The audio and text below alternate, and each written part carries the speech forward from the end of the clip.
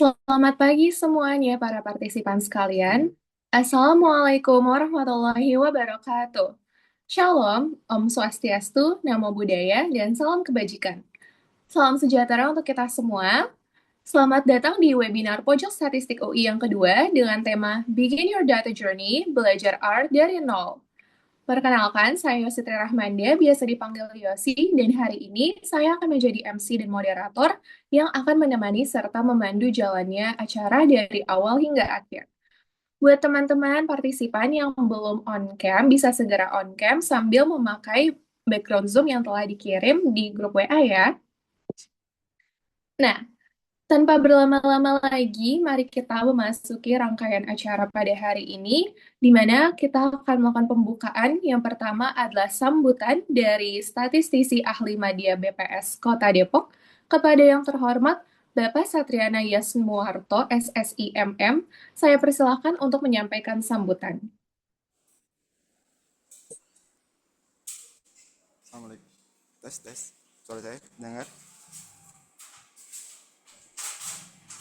Agak sedikit kecil, Pak, tapi terdengar. Oh ya, mohon maaf. Ya terima kasih Mbak Yosi. Mohon maaf. Salam pesawat.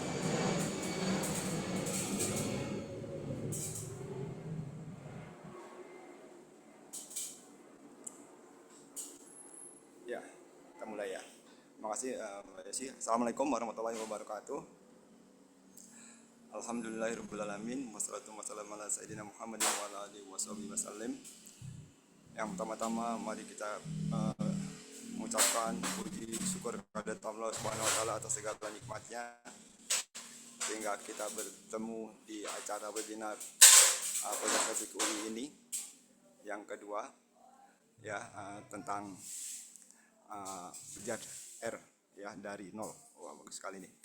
Dan salam serta salawat pada Nabi Muhammad SAW beserta keluarga, sahabat dan para pengikutnya hingga di zaman termasuk kita, insya Allah semoga kita mendapat syafaatnya di hari akhir nanti. Yang saya hormati kepada seluruh panitia atau dan juga pimpinan dari Pojok Statistik di UI ya. Terima kasih atas tersenggalnya ya akan diselenggarakannya webinar kedua ini di tengah-tengah liburan ya sekarang ya. Ya Mbak Yosi ya. Dan teman-teman. Jadi mengisi hari-hari libur dengan ilmu-ilmu yang bermanfaat ya, berproduktif. Ini bagus sekali. Saya juga mewakili ya. Saya sebenarnya mewakili Kepala BPS Kota Depok yang seyogyanya beliau yang mengasih sambutan, tapi berhalangan ya. Jadi kami mewakili. Dan terima kasih juga atas kesediaan Bu Baik ya sebagai narasumber Prakom Media dari Prakom Muda ya dari BPS Pusat ya. Mohon nanti memberi materinya secara pelan-pelan mungkin full ya, dan semoga berkah ilmunya dan bekal nanti buat para peserta semua ini ya, para peserta, karena R ini memang saya tahu dengar aja apa ini sering dipakai di BPS juga ya, dibelajari, dipakai untuk tentu mengolah, menganalisis dan juga visualisasi data ya, apalagi di tengah banyak aplikasi-aplikasi yang lainnya. Sebenarnya semua ada kelebihan, ada kelemahan ya, tapi keunggulan dari R ini memang banyak dan free. Jadi itu ya, dan free. Jadi kita aman dari cipta ini. Jadi saya sangat berterima sekali kepada panitia ya webinar ini di Pojok Statistik UI dalam mengisi liburannya dengan ilmu-ilmu yang bermanfaat dan juga sharing ya kepada teman-teman juga mahasiswa-mahasiswa di seluruh Indonesia ini, uh, agen-agen statistik dari seluruh Indonesia tentunya, uh, agar nanti bekal juga sebagai statistisi ke depannya ya, masa depan sangat bermanfaat sekali. Uh, itu saja mungkin dari saya. Mohon maaf jika ada salah. Semangat untuk belajar. Dan sebelum saya menutup, mohon izin juga saya akan mensosialisasikan, mungkin teman-teman di pojok statistik itu tahu ya bahwa saat ini BPS sedang menyelenggarakan sensus ekonomi ya 2026 yang 10 tahun sekali. Mungkin dari sebagian teman-teman juga terlibat. Terima kasih sekali ya. Dan mohon kalau nanti ada petugas ya, menerima petugas dan memberi jawaban dengan jujur, dan juga membantu mensosialisasikan tentang adanya sensus ekonomi di tengah-tengah masyarakat ya. Uh, karena ini sensus ini pasti sangat penting ya di tengah uh, hiruk-pikuknya medsos ya, tapi sangat penting kami menjadi itu semua. Mohon dukungannya agar sensus ekonomi 2026 ini sukses. Itu mungkin dari saya. Selamat belajar, selamat sharing. Terima kasih sekali lagi. Mohon maaf. Assalamualaikum warahmatullahi wabarakatuh. Waalaikumsalam warahmatullahi wabarakatuh. Terima kasih Pak Satriana atas sambutannya. Baik, selanjutnya kita akan mendengarkan sambutan dari Ketua Agen Pojok Statistik UI, yaitu Kak Taslim Ismail Ansarullah. Kepada Kak Taslim, saya persilahkan.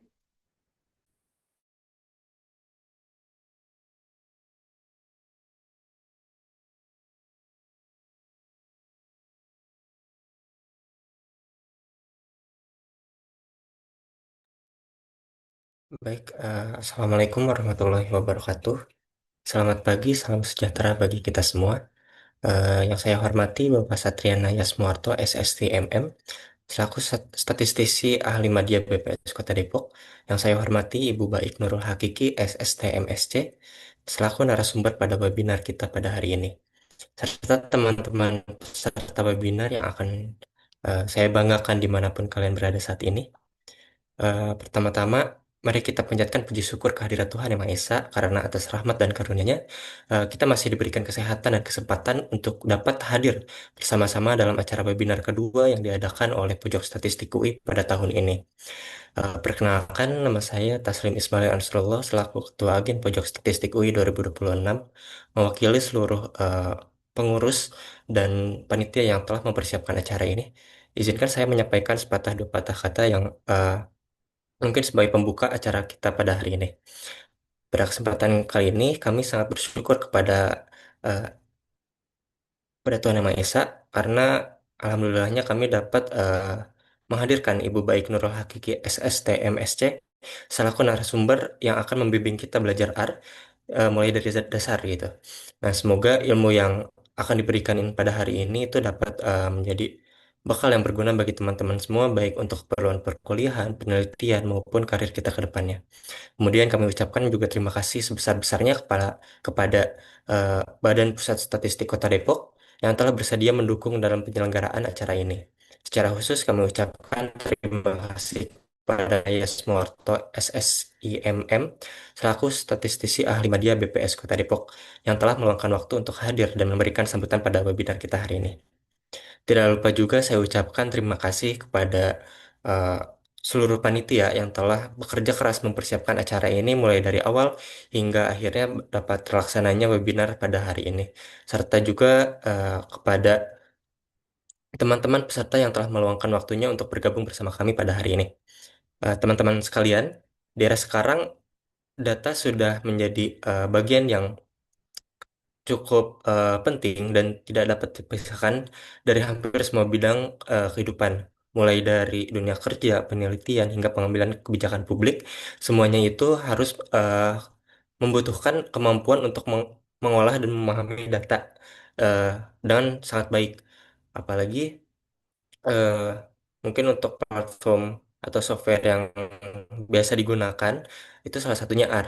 Nah, tidak sedikit bagi kita itu masih merasa bahwa dunia data itu cukup rumit dan sulit untuk dipelajari seperti itu.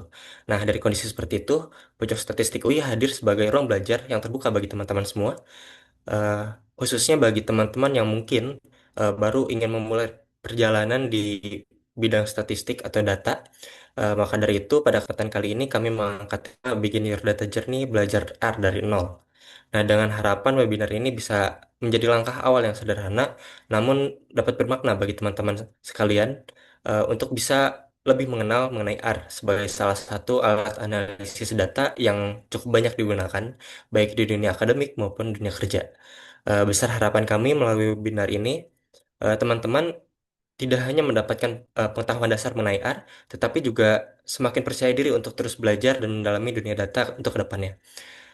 Demikian sambutan yang mungkin sampaikan. Saya ucapkan selamat mengikuti rangkaian acara webinar Begin Your Data Journey, belajar R dari nol. Semoga acara ini dapat berjalan dengan lancar dan membawa manfaat bagi kita semua.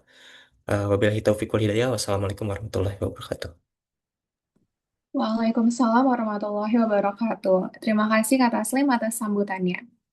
Baik, selanjutnya tentu acara tidak dapat terlaksana tanpa adanya ketua pelaksana. Berikutnya adalah sambutan dari ketua pelaksana kepada Feby Nadia Salsabila. Saya persilahkan. Baik, Assalamualaikum warahmatullahi wabarakatuh. Selamat pagi dan salam sejahtera bagi kita semua. Yang saya hormati kepada Bapak Satriana Yasmuarto, selaku perwakilan Badan Pusat Statistik Kota Depok, lalu juga narasumber yang telah berkenan hadir pada kegiatan hari ini yaitu Kak Kiki, lalu juga para panitia yang telah mendukung terselenggaranya acara ini, serta yang saya banggakan seluruh peserta webinar Pojok Statistik UI 2026. Puji dan syukur kita panjatkan kehadirat Tuhan Yang Maha Esa karena atas rahmat dan karunia-Nya kita dapat berkumpul secara virtual dalam keadaan sehat untuk mengikuti kegiatan webinar pada hari ini yang mengangkat tema Bikin Yordana Journey, Belajar R dari Nol. Perkenalkan, saya Feby Nadia atau Feby, selaku Ketua Pelaksana Webinar Pojok Statistik UI 2026. Di sini saya mau mengucapkan terima kasih yang sebesar-besarnya kepada seluruh pihak yang telah berkontribusi dalam mempersiapkan kegiatan ini, baik kepada panitia, narasumber, maupun seluruh peserta yang telah meluangkan waktu untuk hadir. Di era digital saat ini, kemampuan mengolah dan juga menganalisis data menjadi salah satu keterampilan yang semakin dibutuhkan, baik dalam dunia akademik maupun dunia kerja. Salah satu software yang baik digunakan untuk mendukung proses tersebut itu adalah R, di mana R ini memiliki banyak keunggulan juga dalam pengolahan, analisis, dan juga visualisasi data. Melalui webinar ini, kami ingin mengajak para peserta untuk memulai perjalanan di dunia analisis data dengan mengenal dasar-dasar penggunaan R, di mana kami berharap kegiatan ini dapat menjadi langkah awal yang membangun rasa percaya diri kepada para peserta untuk terus belajar dan mengembangkan kemampuan analisis data di masa yang akan datang. Saya harap melalui kegiatan webinar ini, para peserta tidak hanya memperoleh pengetahuan baru mengenai penggunaan R, tetapi juga termotivasi untuk terus mengeksplorasi dunia statistika, data analytics, dan juga data science yang semakin berkembang. Dengan demikian, saya mohon maaf apabila penyelenggaraan kegiatan ini masih terdapat kekurangan. Semoga webinar ini dapat memberikan manfaat dan menjadi awal yang baik bagi para peserta dalam mempelajari analisis data. Demikian dari saya. Terima kasih. Wassalamualaikum warahmatullahi wabarakatuh. Waalaikumsalam warahmatullahi wabarakatuh. Terima kasih Feby atas sambutannya. Sekali lagi, saya memberitahukan kepada peserta untuk mengisi absensi kehadiran yang telah disediakan oleh panitia. Pengisian absensi ini penting sebagai pendataan dan memperoleh sertifikat. Dan link absensi dapat diakses melalui chat Zoom ya. Baik, selanjutnya kita akan memasuki sesi inti pada webinar hari ini. Tentu saja yang ditunggu-tunggu adalah pemaparan materi yang disampaikan oleh narasumber kita, Kak Baik Nurul Hakiki, SST MSC, selaku Pranata Komputer Ahli Muda di BPS RI. Sebelum masuk ke sesi pemaparan materi, izinkan saya terlebih dahulu membacakan profil singkat atau CV dari narasumber kita yang keren ini. Kak Baik Nurul Hakiki atau biasa dipanggil Kak Kiki adalah Pranata Komputer Ahli Muda di Badan Pusat Statistik dan beliau bekerja sebagai BPS sejak tahun 2016. Dalam bidang akademik, beliau merupakan lulusan Sekolah Tinggi Ilmu Statistik pada program komputasi statistik dan melanjutkan studi Master of Science in Data Science di University of Glasgow, United Kingdom. Prestasinya juga luar biasa, masuk dalam top 10 Data Scientist India tahun 2024, meraih Best Overall Performance pada program Master di University of Glasgow dan penerima beasiswa LPDP Awardee. Banyak sekali sertifikasi profesional seperti IBM Data Science dan PCAP Certified Associate in Python Programming. Tidak hanya aktif di bidang akademik dan profesional, beliau juga aktif dalam komunitas data sebagai anggota Asosiasi Ilmuwan Data Indonesia dan Data Science Indonesia. Dan dalam bidang teknologi serta data science, beliau memiliki keahlian di Python, Studio R tentu saja, dan PHP, SQL, PyTorch, Spark, Power BI, Table AU, hingga teknologi AI modern seperti LangChain dan Large Language Model. Pada kesempatan kali ini tentu saja materinya mengenai pengenalan bahasa pemrograman R, mulai dari dasar hingga analisis data. Melihat pengalaman dan latar belakang beliau yang tentu saja luar biasa, materi yang disampaikan pastinya akan menarik dan bermanfaat buat kita semua. Oleh karena itu, mari kita sambut narasumber kita, Kak Kiki. Oh, apakah suara saya terdengar? Sudah terdengar, Kak. Oh Selamat ya, pagi, Kak Kiki. selamat pagi. Gimana kabarnya hari Ya ini? baik. Mbak Yosi gimana kabarnya? Alhamdulillah, baik juga. Senang Ya, sekali dengarnya.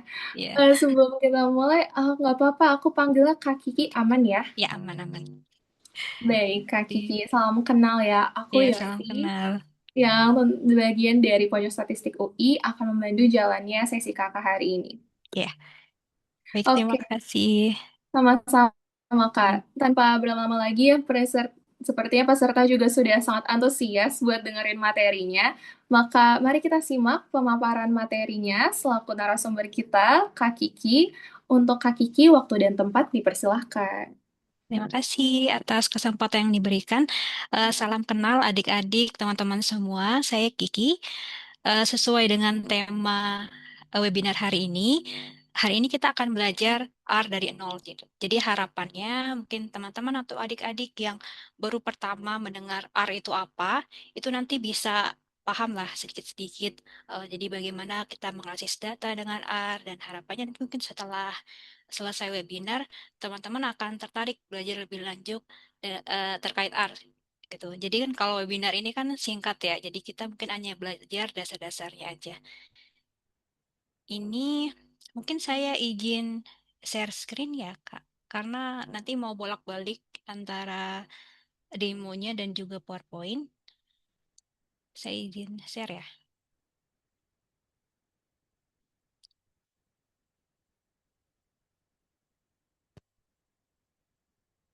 Oke, apakah terlihat? Sudah terlihat, Kak. Sudah ya. Baik. Jadi dalam webinar kali ini kita akan belajar dalam tiga tahap. Jadi pertama kita tentunya akan berkenalan R itu apa. Jadi fungsinya seperti apa, kemudian cara instalasinya bagaimana, kemudian kita akan lanjut belajar dasar-dasar R. Jadi pengenalan sintaks-sintaks yang nanti mungkin adik-adik akan sering gunakan dalam R, kemudian ada tipe-tipe data, struktur data, kemudian nanti kita akan belajar juga terkait package dalam R.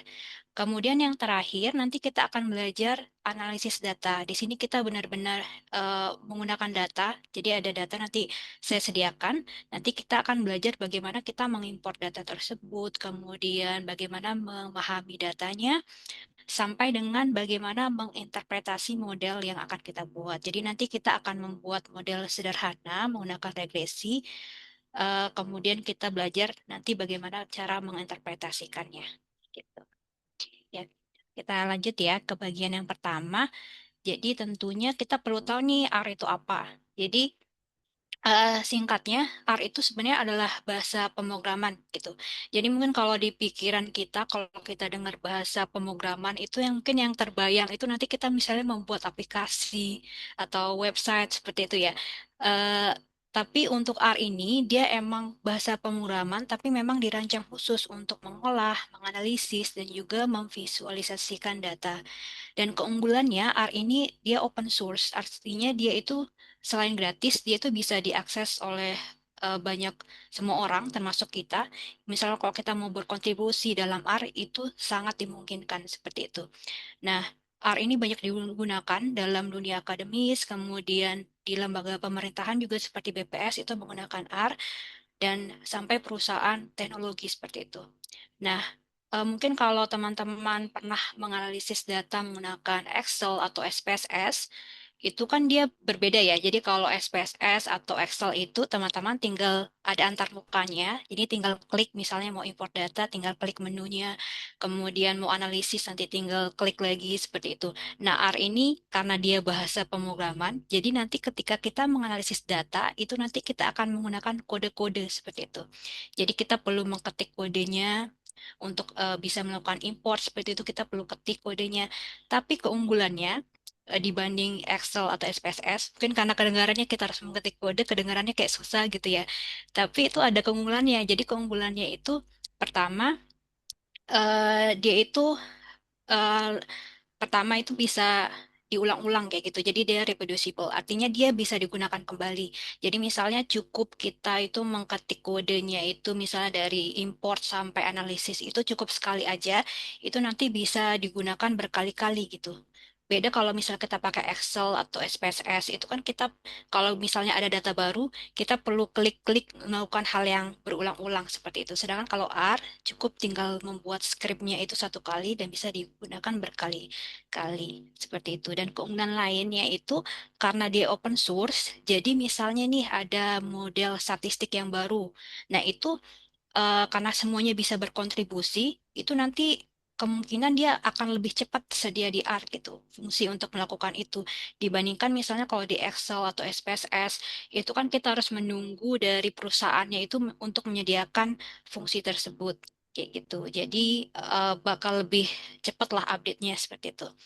Nah, mungkin kalau teman-teman pernah dengar ada bahasa pemrograman lain untuk analisis data seperti Python misalnya atau MATLAB, itu R ini keunggulannya itu dia lebih matang dalam statistik seperti itu. Jadi dia pertama kali di develop itu di Department of Statistics di University of Auckland. Jadi memang yang develop itu orang statistik, kemudian yang penggunanya juga banyak orang statistik. Jadi ekosistem statistiknya itu lebih matang dibandingkan Python atau MATLAB. Tapi bukan berarti Python atau MATLAB itu lebih jelek ya. Jadi memang kalau misalnya tujuan utamanya itu untuk statistik atau analisis data, itu akan lebih enak menggunakan R. Seperti itu. Ya, semoga udah kebayang ya. Jadi R itu apa? Jadi intinya dia bahasa pemrograman yang nanti kita akan gunakan untuk menganalisis data. Seperti itu. Nah, sebelum menggunakan R, kita tentunya perlu menginstal R terlebih dahulu. Jadi, tapi ini tenang aja ya, misalnya kalau adik-adik itu belum menginstal R, itu nggak apa-apa, nanti saya sediakan opsi lainnya. Tapi misalnya kalau mau menginstal itu nanti bisa ke cranrproject.org atau nanti bisa di googling aja download R gitu, nanti akan muncul pertama itu untuk link downloadnya seperti itu. Jadi nanti pilih downloadannya itu sesuai dengan operating system yang digunakan masing-masing. Jadi misalnya memakai Windows, nanti klik yang download R for Windows. Seperti itu. Nah, kemudian selain mendownload R-nya, kita nanti akan menggunakan R yang disebut RStudio. Jadi RStudio ini adalah aplikasi yang nanti akan memudahkan kita untuk menggunakan R. Jadi sebenarnya kalau yang tadi adik-adik sudah install R itu sebenarnya sudah cukup ya. Cuma kalau untuk biar lebih mudah aja itu kita nanti pakai alat bantu yang disebut RStudio. Jadi mungkin kalau perumpamaan nih, jadi R itu misalnya mesin mobil, tanpa ada alat setir atau dashboard itu sebenarnya mobilnya udah bisa jalan mesinnya.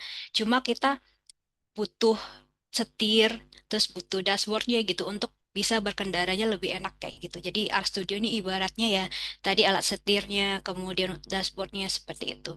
Nah, RStudio ini bisa di-download di POSIT. Jadi post-it.co nanti bisa di googling aja, download RStudio nanti akan muncul ininya, uh, tautan untuk link downloadnya. Cuma memang kalau untuk di-download sekarang itu butuh waktunya itu lama ya karena dia filenya agak besar jadi mungkin tidak akan saya demokan di sini. Cuma kalau misalnya belum diinstal nanti teman-teman bisa pakai yang online. Jadi di sini saya sediakan opsi alternatif tanpa instalasi. Pertama dari Posit Cloud dan yang kedua itu dari Google Colab. Jadi mungkin kalau ini saya coba tampilkan ya. Oke, jadi nanti teman-teman bisa masuk posit.cloud, alamatnya di sini. Jadi nanti pilih yang, kalau misalnya belum punya akun, itu pilih sign up. Nanti pilih yang free aja, free. Kemudian pilih learn more, nanti sign up. Jadi di sini kita bisa sign up menggunakan akun Google. Jadi kita ke sign up aja.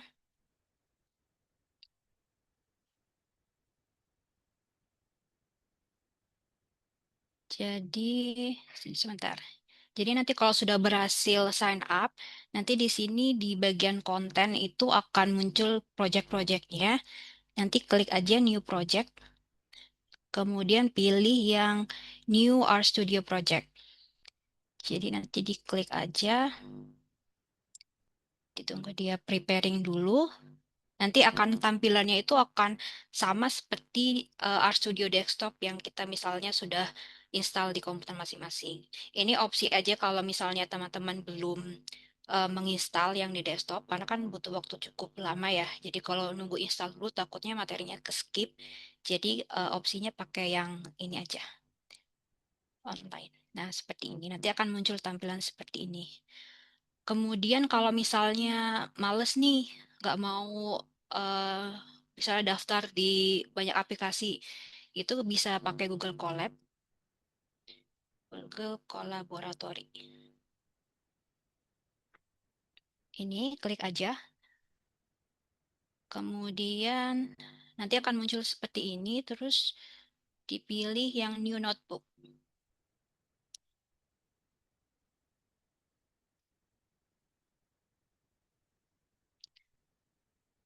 Nah, ini. Jadi nanti bisa connect aja.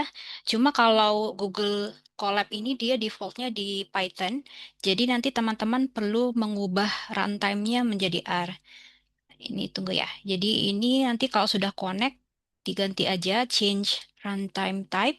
Nah, ini diganti pakai R. Kemudian disimpan aja. Kemudian nanti dia akan connecting ulang. Nah, ini kalau sudah itu sudah bisa digunakan dalam R. Seperti itu. Oke, sudah ya. Jadi kalau belum install nanti bisa coba dua opsi tadi. Kemudian ini kita masuk ke RStudio.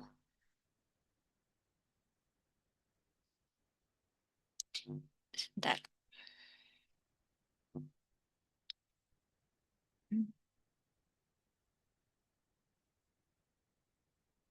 Nah, ini teman-teman yang sudah punya RStudio. Kelihatan. Nah, ini tampilan awalnya. Jadi ini tampilan awal RStudio. Jadi nanti ada konsol, kemudian ada di sini environment, terus kemudian ada files, plots, packages seperti itu. Jadi nanti sebelum mulai, nanti klik file, kemudian new file RScript gitu. RScript ini apa?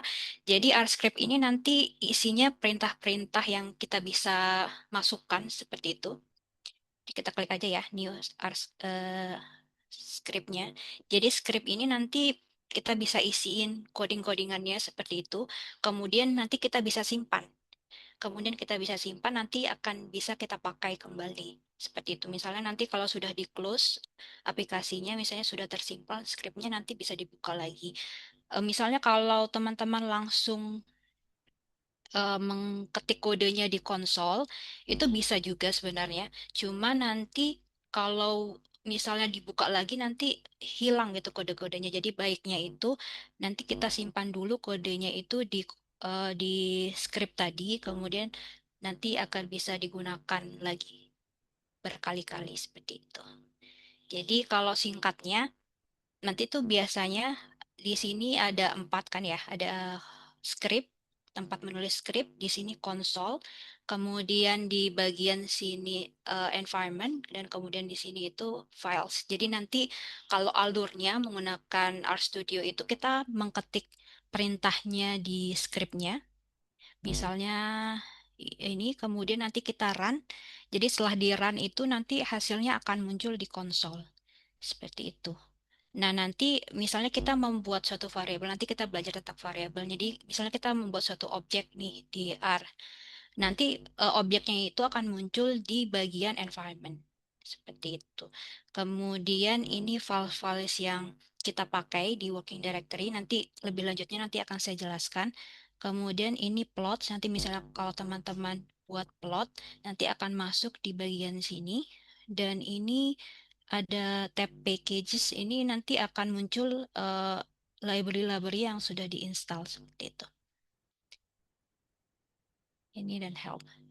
Oke, mungkin itu untuk yang RStudio ya. Jadi kalau untuk instalasinya, ini sebelum kita masuk ke materi kedua tentang dasar-dasar R, mungkin bisa ditulis di komen apakah ada yang terkendala dalam misalnya menginstal atau mengakses tadi Posit Cloud atau Google Colab. Bisa ditulis di komen ya.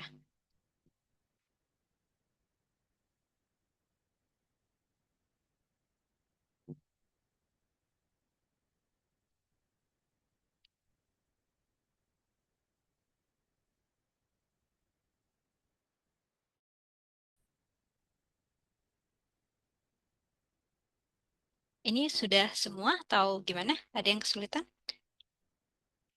Oke, ada yang sudah aman. Ada lagi nggak? Oke, siap. Aman ya? Siap-siap. Oke, jadi kita mulai ke materi kedua. Semoga saya nggak kecepatan ya. Jadi nanti dikasih tahu aja kalau kecepatan. Oke, sekarang kita masuk ke slide-nya dulu sebentar. Ini nanti akan dibagikan kan ya materinya ya? Iya, Kak. Ya, oke. Jadi kita masuk ke materi kedua. Oh, ini kita enaknya langsung ke ini aja lah ya. Kita langsung ke RStudio-nya. Jadi bisa dibuka RStudio.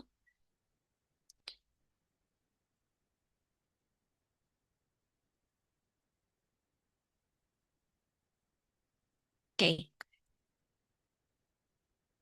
Nah, kita akan pertama belajar menulis skrip. Jadi tentu ini kan yang paling penting ya di R. Jadi pertama kita menuliskannya di bagian skrip di sini. Contohnya paling gampang misalnya 3 tambah 5. Ini kayak penjumlahan biasa. Kemudian teman-teman bisa klik run. Nanti hasilnya akan muncul di sini, di bagian konsol. Seperti itu.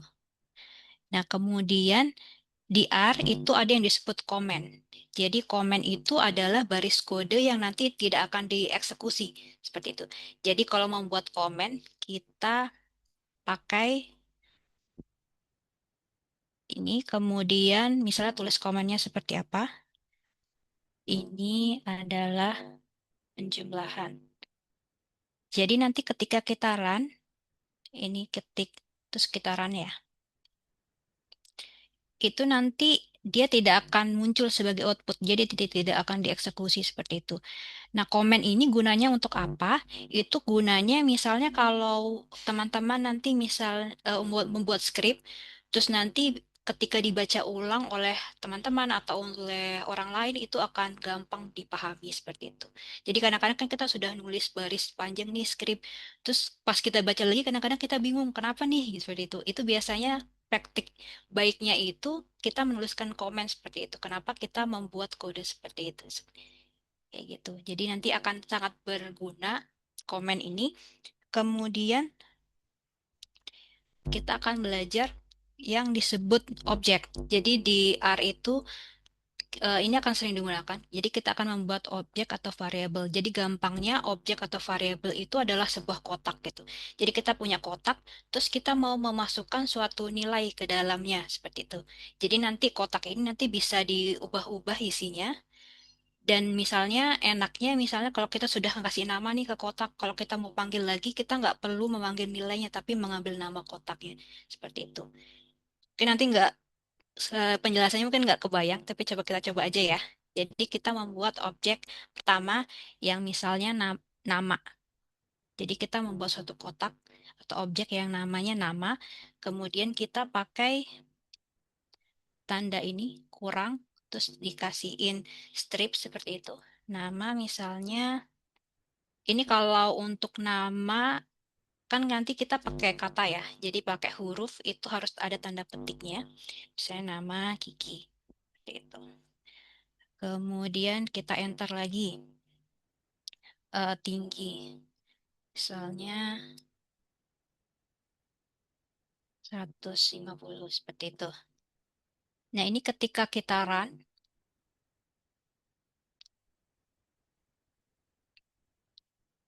nanti dia nggak muncul apa-apa di outputnya, tapi nanti akan muncul di sini. Jadi di bagian environment, nanti akan muncul list variabel-variabel atau objek yang teman-teman sudah buat seperti itu. Di sini ada nama, ada tinggi, dan lain sebagainya.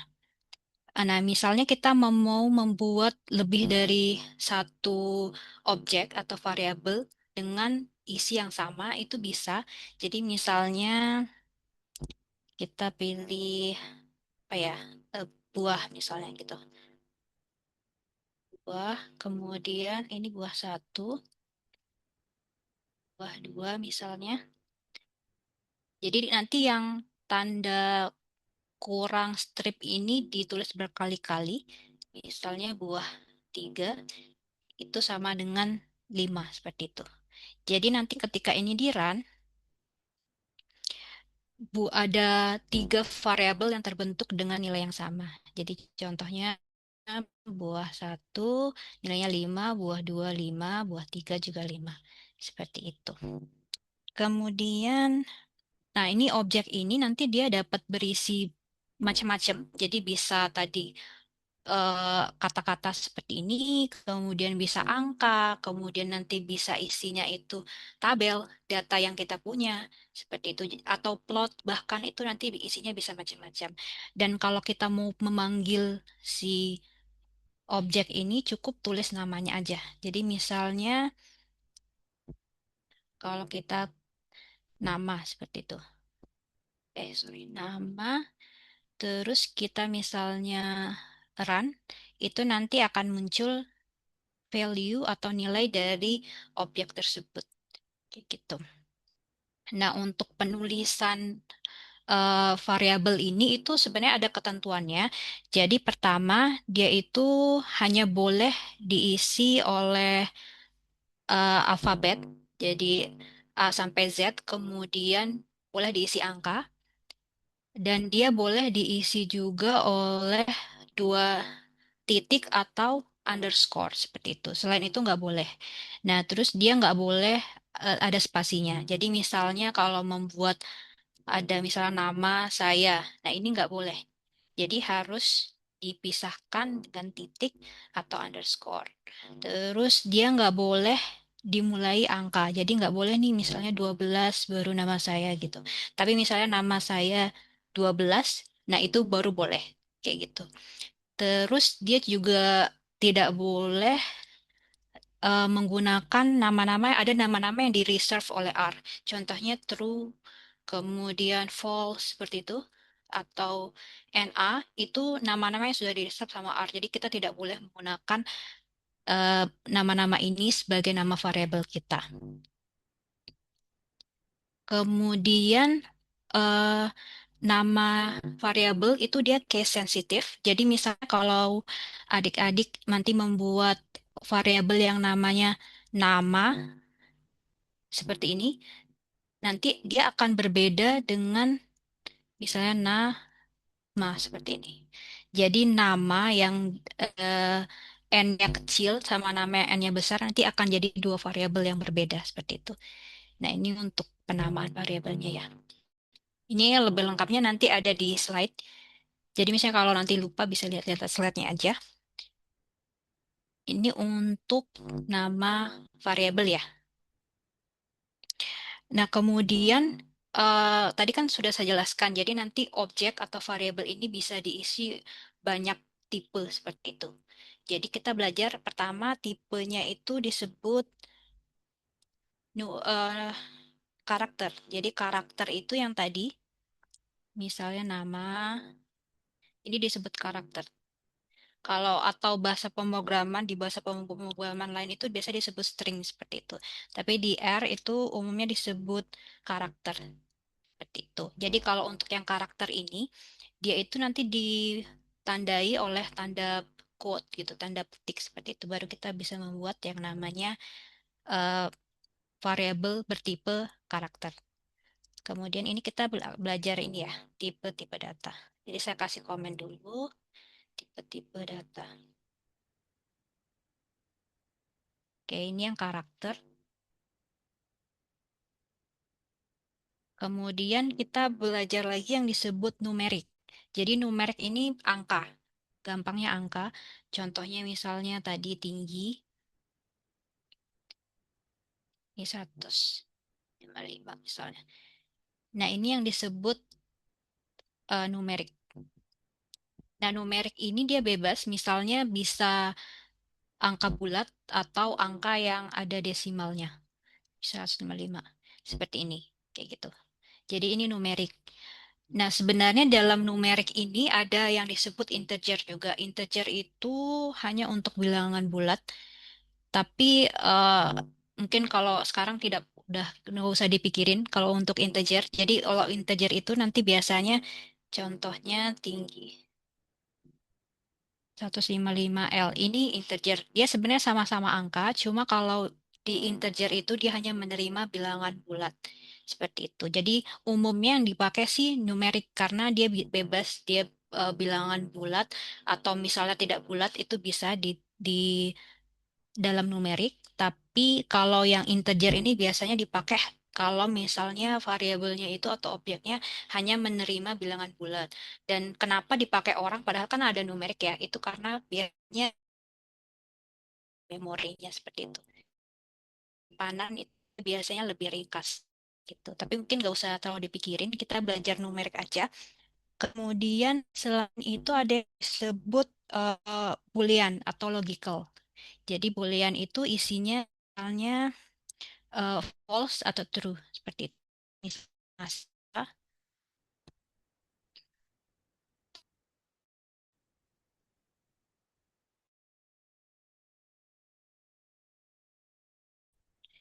itu ini kan atau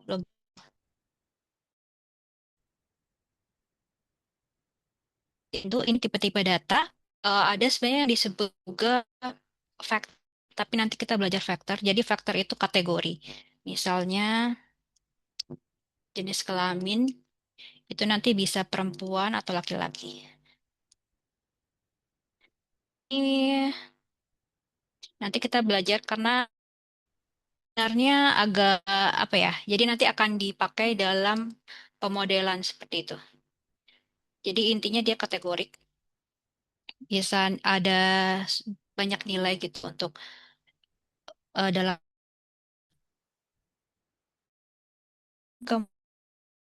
ini tipe-tipe data.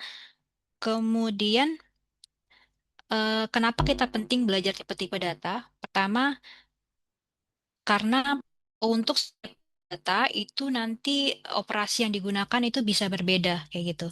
Jadi misalnya kalau kita mau menambahkan tinggi yang misalnya dia itu contohnya gini aja ya. Jadi misalnya angka 1 ini kan dia karakter ya. Misalnya angka 2 ini itu numerik. Nah, ini kita nggak bisa nih misalnya angka 1 tambah angka 2. Itu nggak bisa karena yang satu itu karakter, yang satunya numerik. Jadi harus sama-sama misalnya numerik baru nanti dia bisa dijumlahkan kayak gitu. Nah, kemudian nah ini kalau misalnya teman-teman mau ngecek misalnya variabel yang ini dia tipenya apa sih? Itu nanti bisa pakai class. Misalnya class nama. Ini kita coba run ya. Nah, ini ada karakter seperti itu. Jadi bisa dicoba-coba aja untuk yang tipe lain nanti kalau kelasnya apa kayak gitu. Kalau yang tadi yang jenis kelamin yang S factor ini itu nanti saya jelasin aja ya. Jadi dia perlu didefinisikan sebagai faktor dulu dan nanti baru dia bisa nanti kelasnya berubah jadi faktor seperti itu. Nanti kita akan pakai di waktu analisis data. Nah, ini. Kemudian, ini kan tipe-tipe data ya. Sekarang kita masuk ke operasi. Jadi operasi matematika yang bisa kita gunakan khususnya untuk yang numerik. Karena kita kan nanti akan kebanyakan menggunakan data yang bentuknya numerik seperti itu. Jadi kita sekarang masuk ke operasi matematika. Ini gampang aja. Ini kayaknya teman-teman sudah sering pakai. Misalnya ada angka X itu, sorry, 1, Y itu 2 misal. Nah, kemudian operasi matematika yang kita bisa gunakan pertama X tambah Y ini penjumlahan. Ini gampang lah ya. Jadi X tambah Y nanti ketika dijumlahkan, misalnya kita jumlahkan nih, hasilnya 3 seperti itu. Kemudian ada juga X kurang Y, ini pengurangan. Kemudian ada X kali, kalau kali dia pakai bintang. X kali Y, seperti ini. Kemudian ada pembagian, dibagi. Kita pakai tanda bagi. Kemudian ini untuk pembagian, ada kalau untuk pangkat, dia pakai tanda ini. Ini berarti X pangkat Y, gitu. Kemudian ada lagi yang disebut modulus. Seperti itu, modulus itu sisa. Jadi misalnya kalau ini jangan ini deh. Misalnya ini 9, ini 2 gitu. Ini kan kalau 9 bagi 2 kan 4,5 ya. Tapi ada yang disebut modulus. Jadi ini kita pakai tanda persen ini 2 kali. X bagi Y misal. Kita run dulu. Nah ini kalau kita X bagi Y kan 4,5 ya.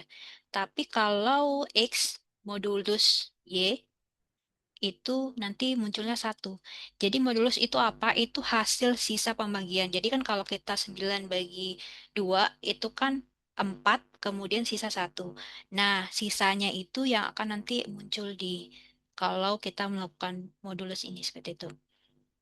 Nah, ada juga yang disebut integer division. Jadi ini persen, kemudian tanda miring, kemudian persen lagi baru Y misal. Nah, ini hasilnya 4. Jadi kalau yang tadi si modulus itu sisanya, kalau yang integer division ini itu nilai yang bisa dibaginya. Jadi 4 kan kita bisa membaginya 4 ya. Sisanya 1. Nah, yang 1 itu untuk modulus, yang ini. Nah, yang 4-nya itu yang di sini gitu. Integer. Kalau yang tadi kita mau menggabungkan antara dan variabel lain kayak gitu. Misalnya ini ya. Contohnya ya. Tinggi saya adalah ini Terus misalnya yang kedua itu tingginya. Misalnya tadi 105, 160 lah. Seperti itu. Itu misalnya ya. Jadi kita pakai yang di terus prompt.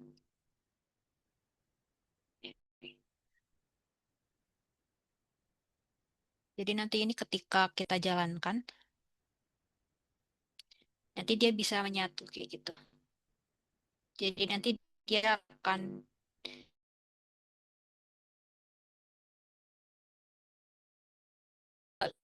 misalnya kalau mau ini ditambah ini, nah itu nggak bisa. Jadi kalau untuk menggabungkan yang ada karakternya kita pakai paste. Mungkin untuk yang operasi-operasi dasar, saya harap saya nggak kecepatan ya. Jadi kalau ada yang mau ditanyakan bisa ditanyakan aja di chat. Mungkin kita masuk ke fungsi matematika. Jadi selain operasi nanti ada juga eh kok bisa? Apakah bisa lihat langsung? Jika hasilnya langsung dapat semua, jadi nggak perlu blok satu-satu. Bisa-bisa. Jadi nanti bisa diblok aja. Dari sini nanti bisa diblok, nanti baru di run aja. Oke. Oke, kemudian nanti kita masuk. Tadi kan operasi matematika, sekarang kita masuk fungsi matematika. Jadi misalnya ada banyak fungsi matematika. Pertama ada max, kemudian min. Jadi seperti namanya, jadi ini akan mencari nilai maksimum. Kalau yang ini nyari nilai minimum seperti itu. Jadi misalnya kita ada 5 angka, 10, 15, itu nanti dia bisa nyari nilai maksimumnya. Kemudian minimum misalnya 5, 10, 15 tadi. Nanti kita akan bisa cari nilai minimumnya dari sini, yaitu 5. Ini kelihatan ya di konsol ya. Seperti itu. Kemudian selain ini ada juga yang disebut eh, ini square. Jadi akar kuadrat. Jadi misalnya kalau ini 16, maka nanti di sini muncul 4 seperti ini akar kuadratnya. Ini banyak sebenarnya ya. Mungkin kalau satu-satu agak lama. Jadi ada absolut. Ini untuk nilai absolut dari suatu bilangan. Kemudian ada juga round. Round ini untuk pembulatan. Kemudian ada ceiling. Ini misalnya kalau kita punya nilai yang ada desimalnya, nanti ceiling ini dia akan round up gitu. Jadi dia akan membulatkan ke atas. Misalnya contohnya 4,5 ya. 4,6 deh. Kita lihat bedanya. Terus ada satu yang disebut floor.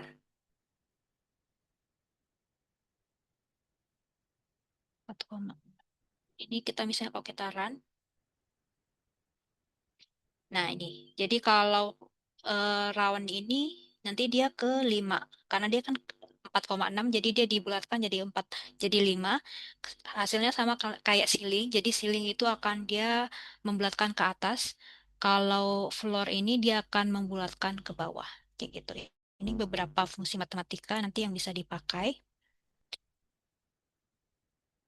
Kemudian, nah tadi kan kita sudah masuk operasi sama fungsi-fungsi ya. Selanjutnya kita belajar struktur data di R.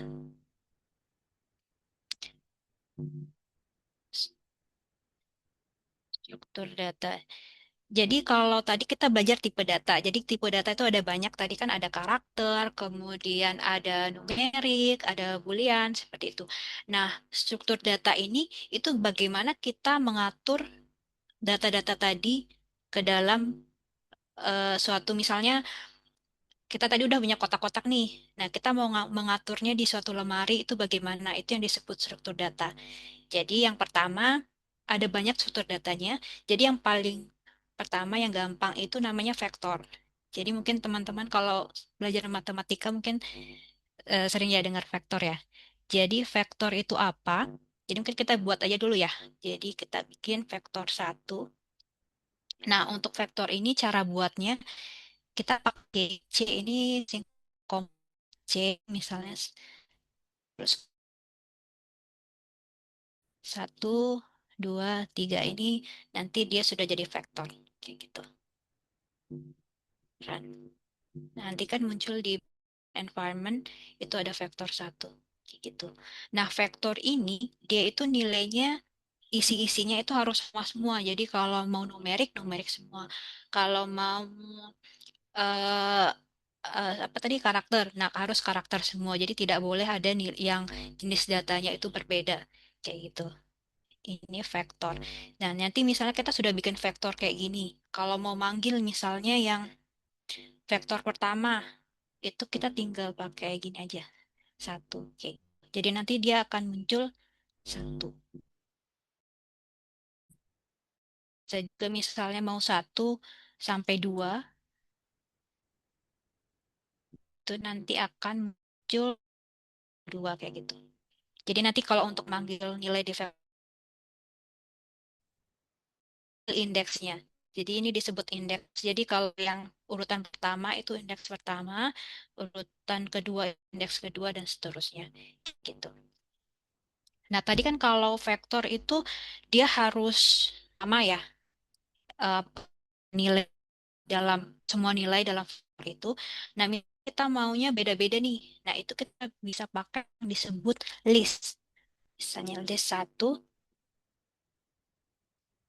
kita pakai list. Nah, list ini kita bisa misalnya 1 itu untuk nama, 2 itu misalnya untuk tadi tinggi misalnya. Kemudian yang ketiga itu misalnya apakah mahasiswa atau itu bisa misalnya kita kayak itu. Nah, ini kita sudah buat list. Di run aja, dimasuk ke sini kayak gitu. Nah, ini list.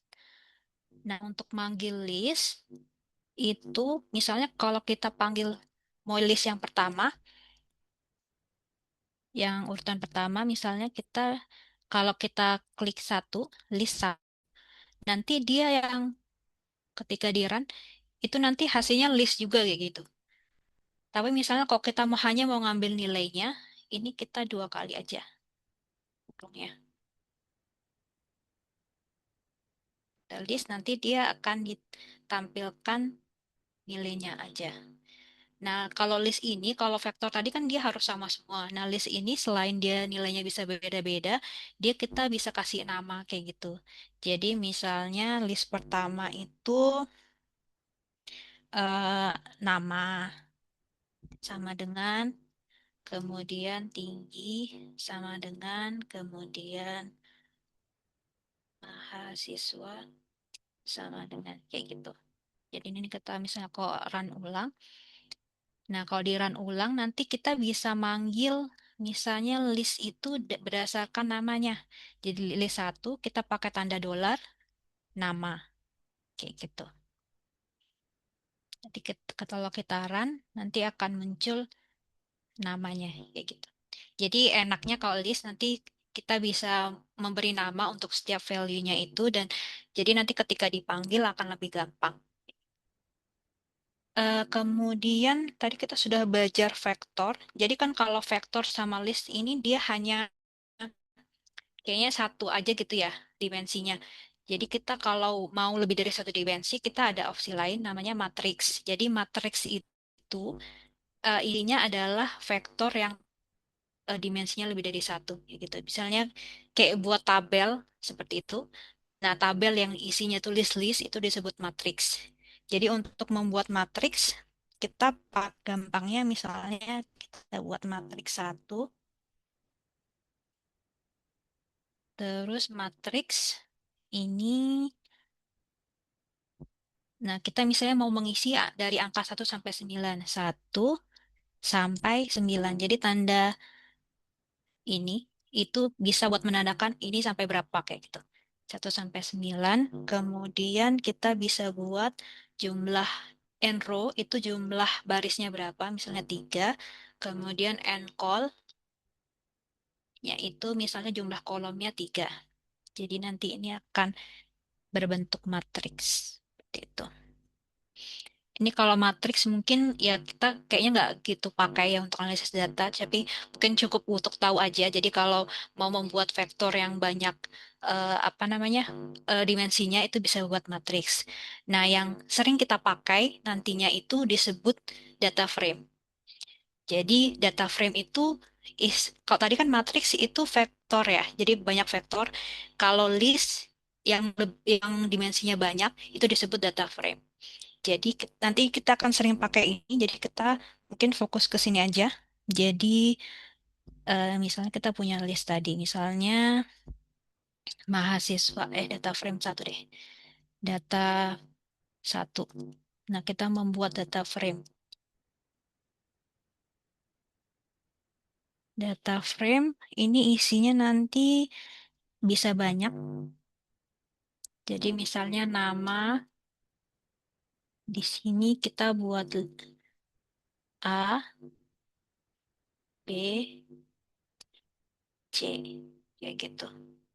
Jadi nanti untuk namanya ini dia harus sama ya. Jadi nanti dia pakai vektor. Kemudian misalnya koma, misalnya umur. Ini kita buat list lagi, umur. Misalnya umurnya 20, 21, 22. Nah, ini gampangnya aja lah. Kemudian di getaran. Nah, nanti dia masuk ke sini. Jadi terbuat data frame yang isinya itu 3 observasi dan 2 variabel. Nah, ini kalau kita klik di environment, jadi saya close dulu ya. Jadi kan tadi udah muncul nih di environment. Ini kalau adik-adik klik, nanti dia akan muncul di sini data frame yang kita sudah buat. Dia intinya tabel lah ya. Jadi kayak kalau kita di Excel kan ada tabel kayak gitu. Ya intinya data data frame itu kita mau membuat tabel gitu. Tapi nanti di tabelnya ini misalnya satu kolom itu nanti tipe datanya sama semua. Kayak tadi kan kita yang nama, kita semuanya karakter. Kalau yang umur tadi kan dia tipenya numerik kayak gitu. Ini nggak usah dipikirin, tapi nanti kita akan kalau waktu adik-adik belajar apa buat mengimport data itu nanti akan baru kayaknya lebih jelas kayak gitu. Ini data sama juga. Jadi data kalau teman-teman misalnya mau mengambil kolom pertama, itu bisa pakai namanya aja. Jadi data, kemudian dikasih tanda dolar, nama, itu nanti ketika di run nanti akan terlihat nilai-nilai di satu kolom itu. Oke, ini untuk struktur data ya. Jadi semoga nanti ketika kita belajar analisis data nanti bisa lebih jelas. Jadi nanti datanya kan nggak mungkin kita ketik satu-satu ya. Jadi nanti kita akan mengimpor data misalnya dari CSV atau Excel. Nanti itu bentuknya adalah bentuk data frame kayak gitu. Tapi mungkin ada baiknya kalau kita belajar struktur-struktur data dulu. Jadi biar tahu nanti. Jadi data yang kita impor itu bentuknya kayak apa. Itu. Ini untuk struktur data. Kemudian sebelum kita masuk ke analisis data, itu kita akan belajar yang disebut package. Jadi package itu apa? Jadi kalau kita install R itu sebenarnya sudah banyak fungsi-fungsi ya. Kayak tadi ada yang kita ada fungsi matematika, yang ada max, min, seperti itu. Itu udah bawaan dari R. Tapi misalnya ada nih, misalnya ada kebutuhan untuk machine learning contohnya. Itu R itu tidak menyediakan itu gitu. Tapi dia menyediakan yang disebut package. Package itu adalah tambahan-tambahan fungsi untuk memperkaya si R-nya sendiri. Nah, untuk kita bisa menggunakan fungsi-fungsi itu, kita harus install terlebih dahulu. Nah, untuk install package, itu kita di konsol aja. Jadi, ini kalau nggak kelihatan ya, jadi di sini aja deh. Jadi, kalau untuk mau install package, itu klik install package ini. Nah, ini contohnya itu ada banyak sebenarnya. Ini Saya coba buka ininya dulu ya, paparannya. Di situ saya ada sediakan package yang sering dipakai.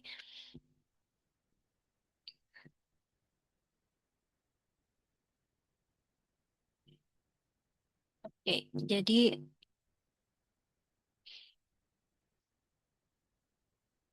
nah, ini beberapa package yang sering dipakai, nanti teman-teman akan banyak pakai. Pertama itu namanya dplyr. Jadi ini untuk nanti memanipulasi data, transformasi data. Kemudian ada ggplot, nanti ini untuk membuat visualisasi. Kemudian ada read Excel, ini untuk mengimpor data dari Microsoft Excel. Kemudian ada tidyr, ini untuk merapikan struktur data aja, atau caret atau tidy models. Ini untuk membangun model machine learning. Nanti yang akan kita gunakan ada dua utamanya, yaitu dplyr sama ggplot. Jadi ini kita install dulu ya. Jadi ke installnya juga cukup lama. Jadi mungkin sembari nanti kita belajar tentang yang lain, nanti kita bisa nunggu installnya kayak gitu. Oke, kita masuk lagi ke RStudio. Jadi kita install dulu. Pertama tadi ada dplyr. Jadi kalau mau menginstal lebih dari satu package, kita pakai vektor tadi C, kemudian kurung dplyr, kemudian koma ggplot, ggplot 2 itu. Ini ada dua sih yang utama nanti akan kita gunakan. Teman-teman bisa coba ya. Jadi kita install dulu package-nya. dplyr sama ggplot 2. Nanti kalau sudah terinstal, dia akan masuk ke sini. Jadi ada files, plot, package, nanti akan dia masuk ke sini. Jadi kalau terinstal nanti cek aja listnya di sini. Kalau di punya saya, ini contohnya dia sudah terinstal. Jadi nanti tinggal dipanggil aja, kemudian ada ggplot tadi contohnya ya. Sini sudah ada. Oke. Nah, sembari menginstal, jadi nanti ketika misalnya sudah terinstall, itu teman-teman nanti perlu panggil si package-nya itu untuk bisa digunakan. Jadi ibaratnya misalnya kalau kita punya Instagram, jadi kita perlu installnya cuma sekali aja. Jadi kita install Instagram cuma sekali, tapi kan kalau kita mau pakai, kita harus buka si aplikasinya itu. Nah, cara bukanya itu kita pakai library, terus nama library-nya apa. Misalnya saya mau pakai dplyr, seperti itu. Jadi nanti ini harus dipanggil setiap kali akan digunakan. Ya gitu. Tapi cukup misalnya kalau di script, itu cukup sekali aja dipanggil. Jadi nanti dia akan ke bawah ke bawahnya, nanti dia bisa menggunakan kayak gitu. Ini maksudnya kalau nanti beda script itu perlu dipanggil berulang-ulang. Nah, kalau misalnya adik-adik pengen lihat nih apa sih package apa ini gitu. Itu bisa pakai tanda tanya, terus nama package-nya. dplyr misalnya. Oh, ini dia karena harus di ini dulu. Jadi kita load dulu ya. Kita masukkan. Baru misalnya kalau tanda tanya dplyr, itu nanti akan ada penjelasan di bagian help ini tentang package-nya. Kayak gitu. Mungkin ini kalau sudah terinstall, nanti kita akan masuk ke bagian yang ketiga, yaitu tentang analisis data.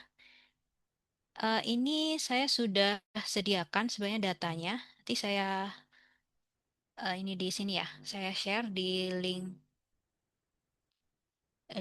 chat sebentar.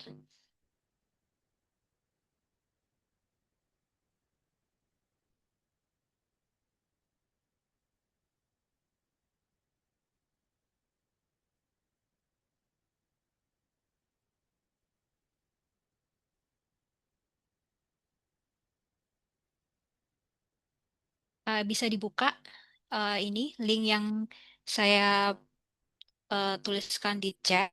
Ini ada share.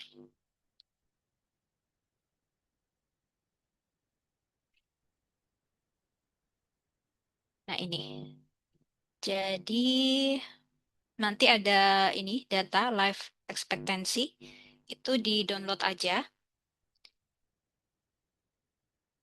di-download.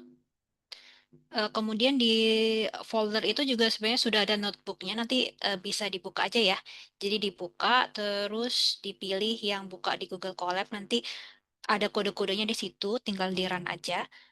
Kalau misalnya kelewat ya. Nah, ini jangan lupa di-download. Kemudian setelah di-download,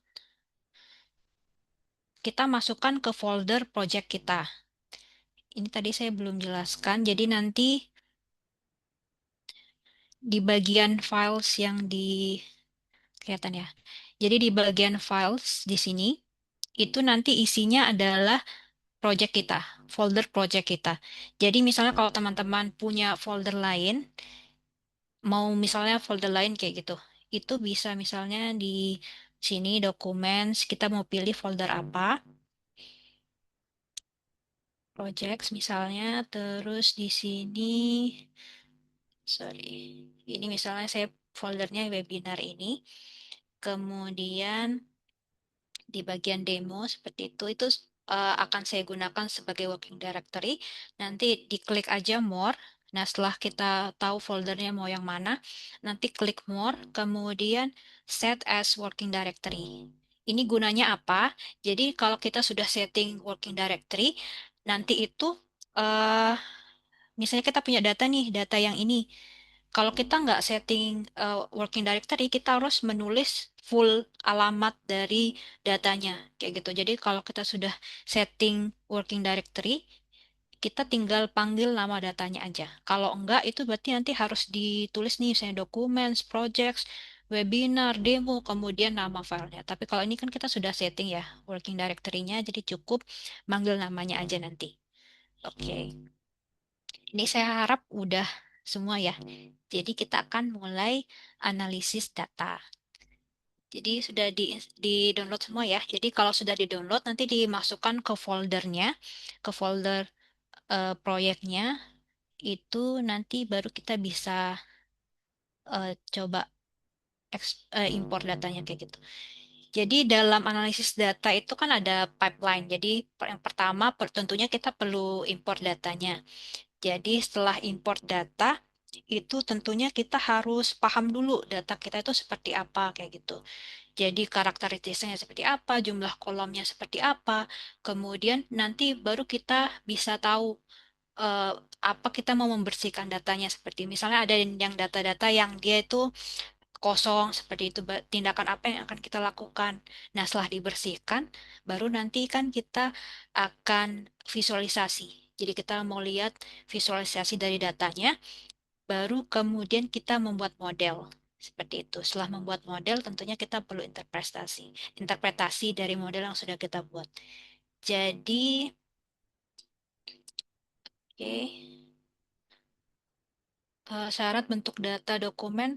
Jadi untuk datanya itu bebas sebenarnya. Jadi pertama ada CSV bisa, Excel bisa, database bisa.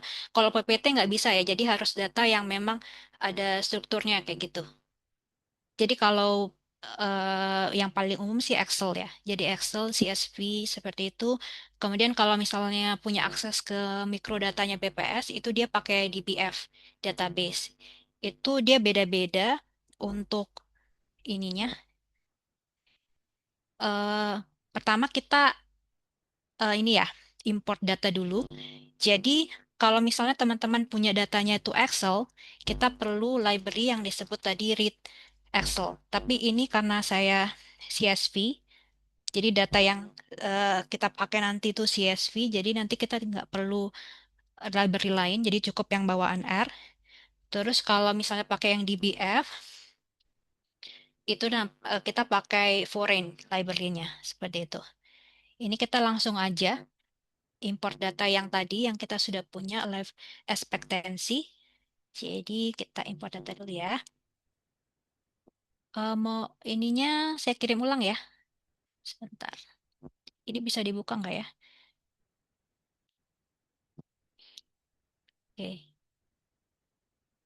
Oke, pertama kita import data dulu ya. import data. Nah, untuk import data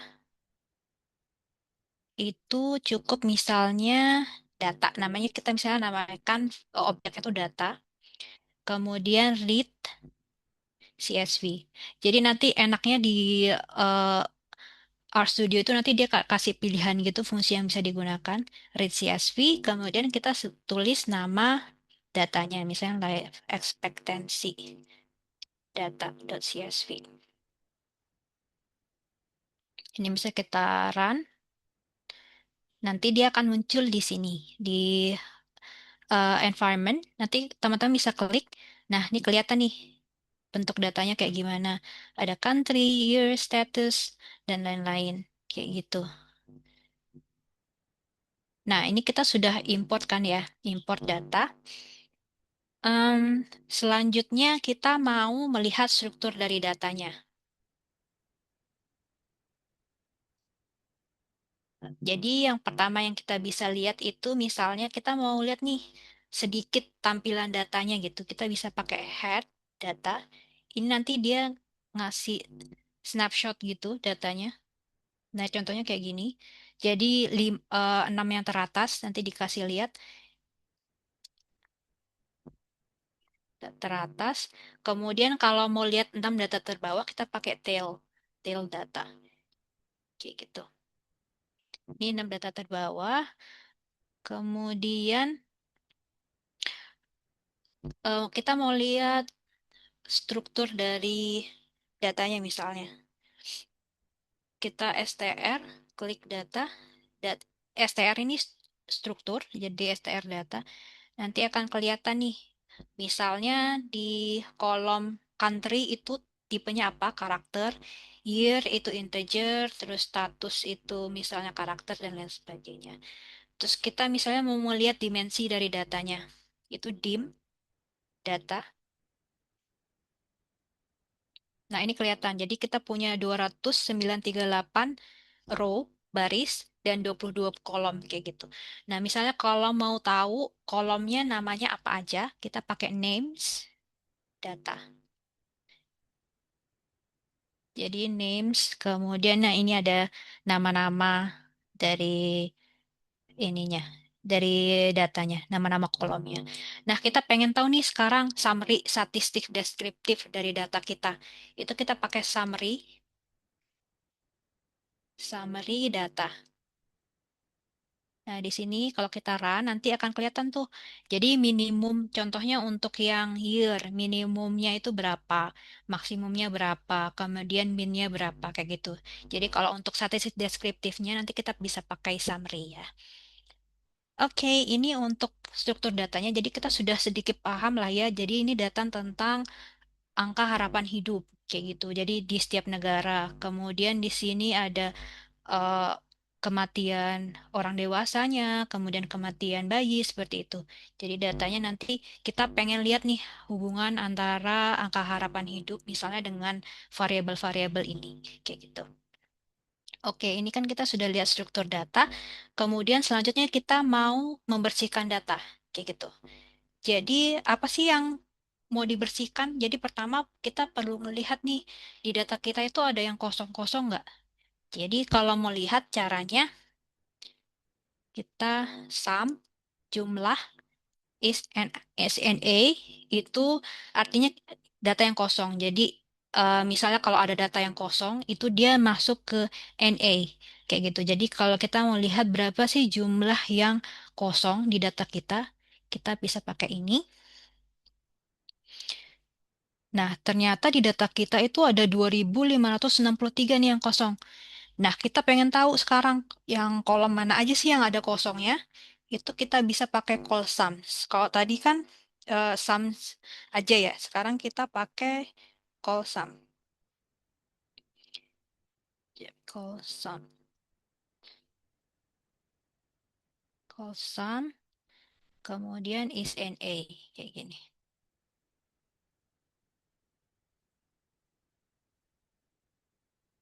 Nah, ini kelihatan nih. Jadi yang banyak kosongnya itu di ini hepatitis B misalnya. Ini ada Oh, population. Ini ada 652 data yang kosong di situ.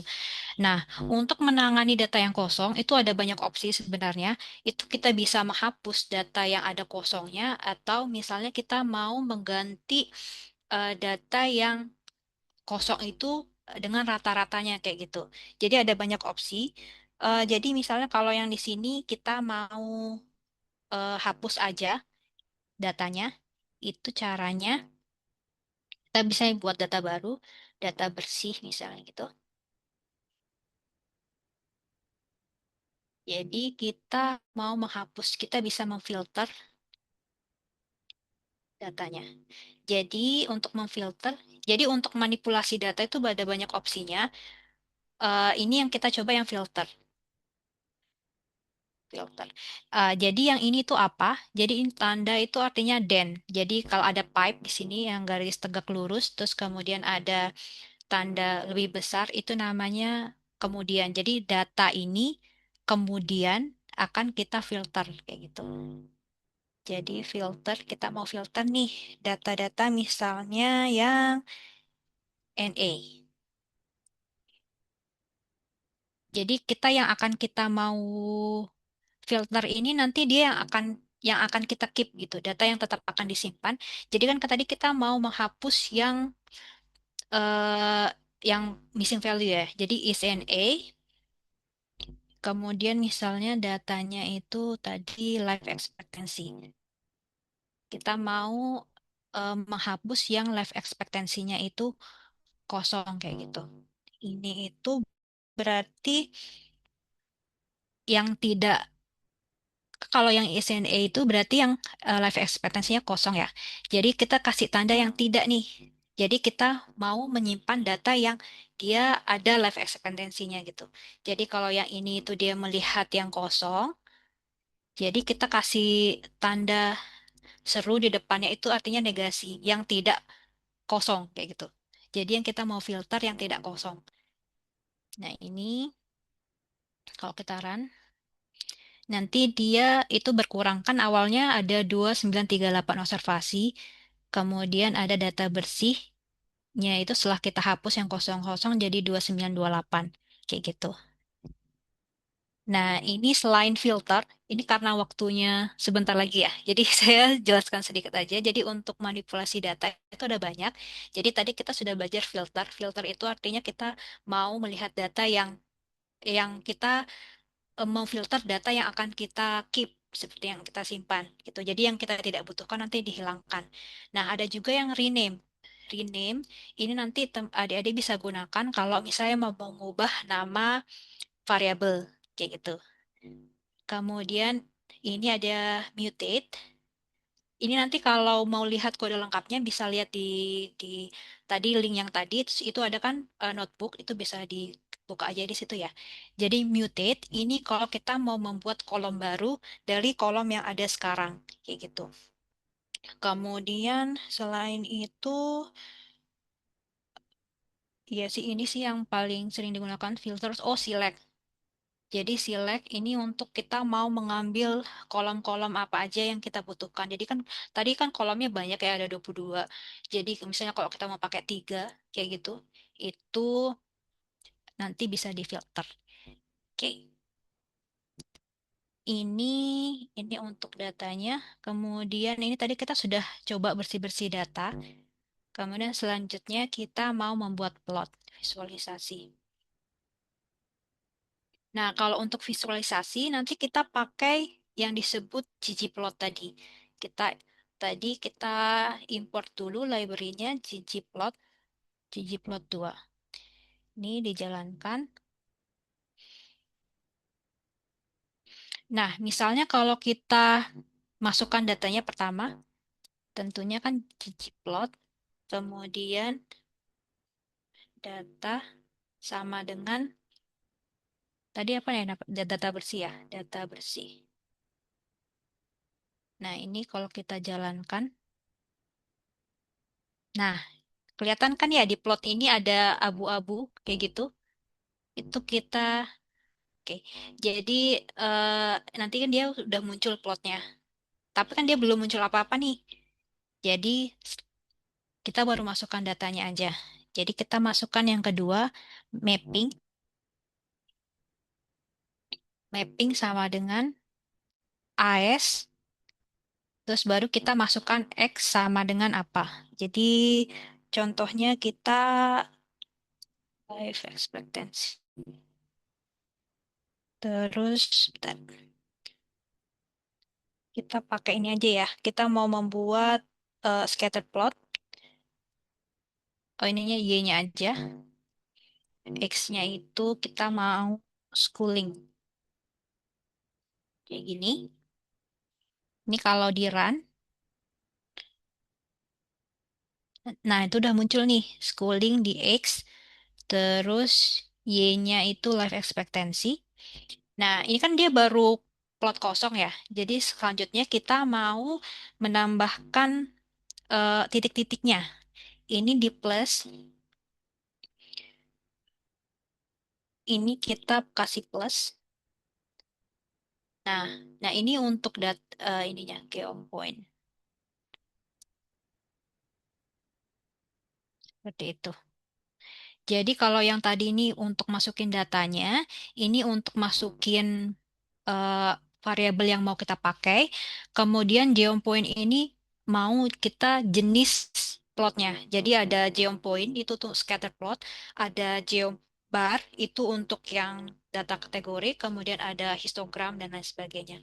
Itu lebih lengkapnya nanti ada di Google Colab ya. Jadi kalau kita masukkan ini, kita run, nah nanti dia muncul kayak gini. Jadi muncullah datanya. Kalau kita mau kasih misalnya judul kayak gitu bisa pakai labs. Labs ini label. Terus kita misalnya title judulnya apa. Misalnya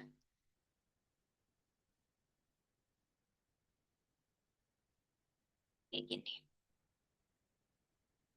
Kalau kita run, nanti dia ada muncul ya judulnya kayak gitu. Ini lebih lengkapnya nanti dilihat di Google Colab aja. Kemudian nih kita sudah lihat nih eh, plotnya. Kita sudah buat plot. Selanjutnya kita mau membuat model. Jadi kita sekarang coba bikin model sederhana, yaitu pakai regresi. Jadi kalau ada yang belum pernah belajar regresi, jadi intinya regresi itu kita pengen melihat nih suatu hubungan dari suatu variabel terhadap variabel lainnya. Jadi ada variabel X sama variabel Y. Jadi di sini contohnya kita punya variabel X itu schooling, jadi masa lama sekolah. Kemudian ada life expectancy atau angka harapan hidup. Jadi kita pengen lihat nih sekolah itu berhubungan nggak sih sama angka harapan hidup. Jadi apakah semakin tinggi sekolah masa angka harapan hidupnya akan bertambah atau tidak? Itu nanti kita bisa pakai regresi. Jadi sekarang kita coba modeling pakai regresi. Kita buat model.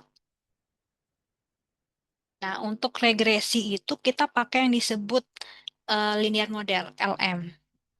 LM. Kemudian di sini kita buat formulanya. Tadi kan life expectancy. Terus kita pakai tanda ini. Bentar, mana ya? Oh, ini. Ini. Ini apa ya namanya? Pokoknya dia yang strip tapi yang keriting gitu. Jadi schooling. Jadi kita mau membuat formula untuk melihat pengaruh dari schooling ke life expectancy. Terus kemudian kita masukkan datanya. Data sama dengan tadi data ya, data bersih.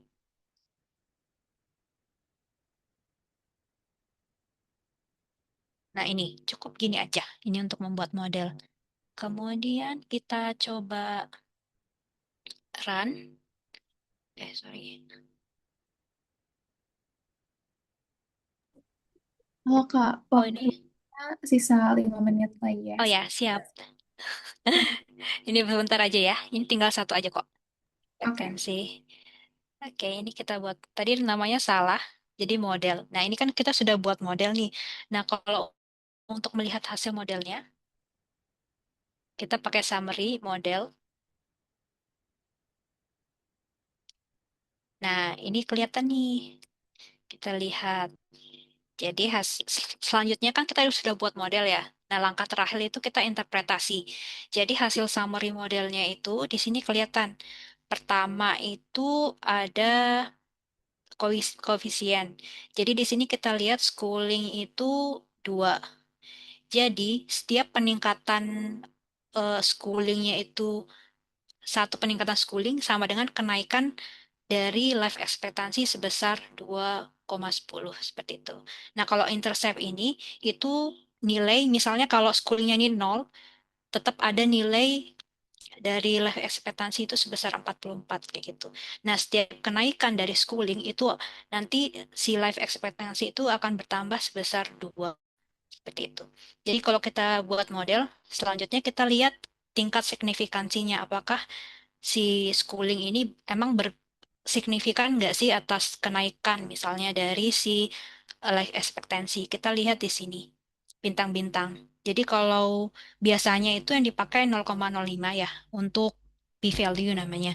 Jadi di sini kalau kita lihat bintangnya itu berarti dia signifikan. Jadi di sini ternyata angka lama sekolah itu berpengaruh loh terhadap life expectancy. Seperti itu, angka harapan hidup.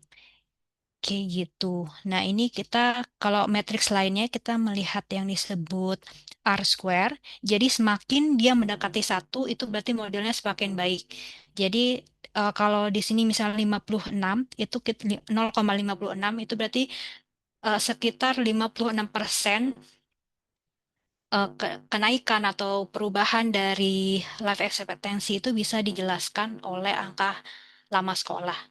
Seperti itu. Jadi semakin dia mendekati satu, semakin bagus. Seperti itu. Mungkin nanti bisa dicoba-coba pakai variabel lain. Jadi mungkin nanti selain schooling ada variabel lain mungkin yang bisa berpengaruh terhadap angka harapan hidup. Nanti bisa adik-adik bisa coba ya. Ini karena waktunya terbatas, jadi mungkin kita bahas semua. Mungkin sekian Kak dari saya. Mungkin saya balikan ke MC. Silakan Kak Yosi. Oke, makasih banyak Kak Kiki atas materinya yang udah disampaikan. Tadi penjelasannya tuh oke, clear banget jujur. Dan bahasanya tuh benar-benar beginner friendly. Aku izin menyampaikan ya sedikit rangkuman dari materi yang telah dibahas. Tadi kita udah belajar dasar-dasar penggunaan bahasa pemrograman R buat analisis data. Tadi dimulai dari pengenalan R Studio, terus juga kita lanjutkan sintaks R, kayak untuk melihat head datanya tuh pakai df.head, kemudian tipe datanya juga, struktur datanya, data frame-nya.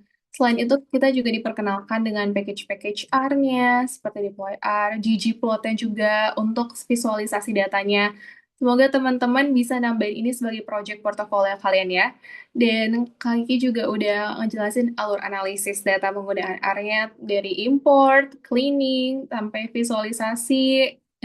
Semoga materinya tuh yang disampaikan menjadi langkah awal sebagai teman-teman untuk membuat belajar data dengan R Studio. Baik, selanjutnya tentu saja kayaknya para peserta partisipan tuh udah nggak sabar buat nanya-nanya ya. Mungkin kita langsung buka aja ke sesi tanya jawab. Jadi, buat peserta yang ingin mengajukan pertanyaan, dipersilakan untuk raise hand ataupun menyalakan mikrofon. Ketika sudah dipersilakan buat menyampaikan pertanyaan, bisa juga melalui kolom chat. Jangan malu-malu buat tanya ya teman-teman. Nah, mungkin jangan lupa juga untuk mengisi absen yang mana linknya sudah ada di Zoom chat. Jadi buat teman-teman yang ingin mendapatkan sertifikat, pastikan kalian sudah mengisi link absensi webinarnya ya. Oke, kira-kira mari kita lihat ada pertanyaan nggak ya dari teman-teman partisipan nih? Wah, langsung ada. Baik, untuk Ahmad Wildan bisa langsung on mic ya. Baik, Kak. Terima kasih Kak Yosi dan terima kasih Kak Kiki. Sebelumnya, Assalamualaikum. Nama saya Ahmad Yulian Ardas. Saya ingin bertanya nih, Kak. Eh, Kira-kira proyek yang bagus digunakan untuk proyek yang bagus menggunakan R, apakah berbeda dengan proyek yang gimana ya? Proyek-proyek yang cocok dengan R itu kira-kira seperti apa ya, Kak? Yang cocok menggunakan R.